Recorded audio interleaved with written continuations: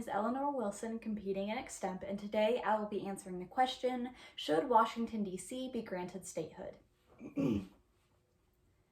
The Washington Post, right before it made itself a paid website, changed its tagline to, "Democracy dies in the darkness."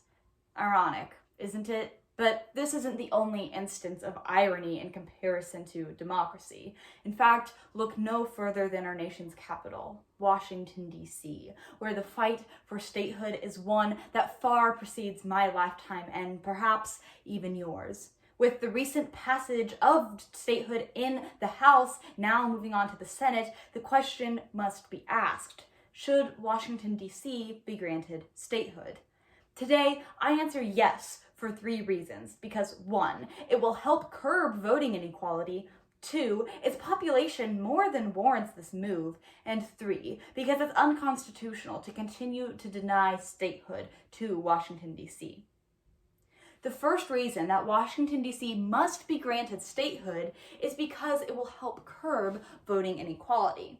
According to USA Today, writing on December 1st of 2020, voter suppression is at one of its all-time highs, primarily in citizens with a high minority population. Now, let's unpack where we've seen this, specifically voter ID laws. You see, individuals who live in an urban area with lots of access to public transportation are significantly more likely to not own a driver's license. It's just not necessary. But this also means that they can't vote. And a lot of times, the populations of these urban areas are high in minority populations. So it's clear to see how voter suppression takes a pretty big racial stance overall. And according to the most recent U.S. Census data, Washington, D.C. directly fits into this bill. In fact, over 46% of the population is Black and 12% of the population is Hispanic. This is one of the most diverse populations in the entire nation. So it's no coincidence that they aren't allowed statehood. That would ensure representation for a minority population, something that our voter ID laws and other voter suppression laws have been seemingly targeting in the last years, specifically the last year alone. So when you look at voting inequality across the United States, it's clear that we need to start right in the room where it happens, in the nation's capital. We can help stop the suppression of voting if we start by granting D.C. statehood. And that is the first reason why I answer yes to the question of D.C. statehood.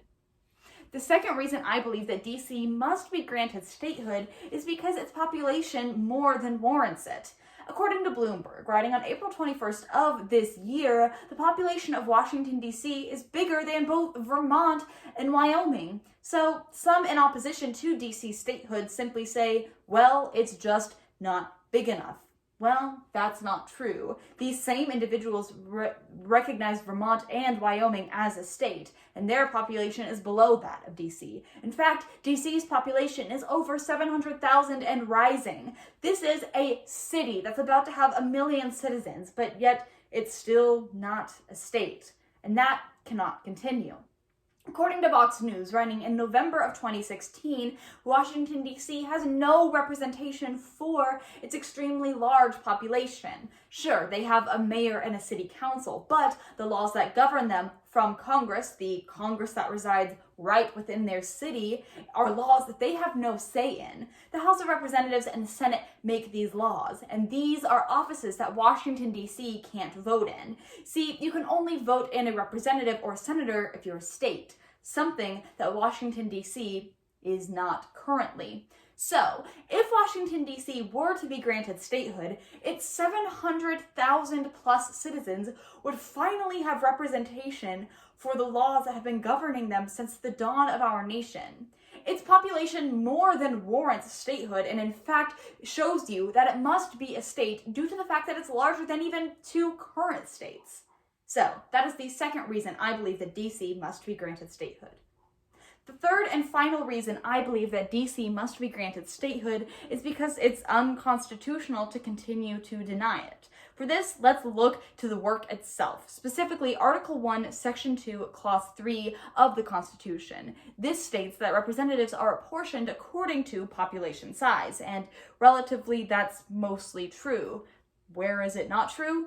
Washington, D.C. It has less representatives than both Vermont and Wyoming, 2 states that it's bigger than. So if we actually want to go according to the Constitution and appropriate representatives according to population size, then Washington, D.C. deserves to have some representation, unless, of course, we're abandoning the Constitution, which I'm sure that's something Washington, D.C. doesn't want to do. Furthermore, according to the Center for American Progress, writing on August 19th of 2020, the citizens of Washington, D.C. pay higher taxes and, in fact, pay more per capita to the federal government than anywhere else. Remember that old phrase, taxation without representation, all the way back from the war against Britain? Well, unfortunately, that phrase has to come back. If the citizens of Washington, D.C. are trying to pay their taxes and their dues to the federal government, but yet have no say in the laws that govern them, is that not taxation without representation? That's a question that we must come to work within ourselves. And unfortunately, it's unconstitutional to continue to deny Washington, D.C. statehood. And that is the third and final reason that I answer yes to statehood every time. So today, as we watch democracy fall into darkness, it's time to shed some light and say yes to Washington, D.C. statehood. We say this for 3 reasons, because 1, it will help curb voting inequality, 2, its population more than warrants it, and 3, it's unconstitutional to continue to deny statehood to Washington, D.C. Thank you.